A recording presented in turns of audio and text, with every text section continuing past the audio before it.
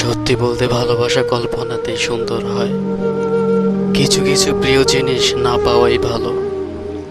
একতরফা ভালোবাসাগুলো অপূর্ণতার মাঝেই বেঁচে থাকে হাজার বছর। আসলে অর্থের শূন্যতার চেয়ে আমাকে বেশি কাঁদিয়েছিল তোমার শূন্যতা, তোমার অভাব। তোমাকে হারানোর পর এখন আর কষ্ট পাই না, আফসোসও করি না। কারণ যে মানুষটা জেনে শুনে কষ্ট দেয়, সে কখনো কিভাবে সত্যিকারের ভালোবাসা আর সুখ দিতে পারে? আমার ভালোবাসা একতরফা ভালোবাসা ছিল তো, তাই তুমি যতক্ষণ না অবহেলা করেছ, ততক্ষণ আমার কাছে ভালোবাসার অর্থগুলোই ছিল সুন্দর। আর যখন থেকে তুমি অবহেলা করা শুরু করলে, তখন আমার মনে হয়েছিল পৃথিবীটা আমার মাথায় ভেঙে পড়ছে, আমার পায়ের নিচ থেকে মাটি সরে যাচ্ছে, আমি শূন্যে ভাসছি। তুমি আমাকে শূন্যে ভাসিয়ে দিয়েছ।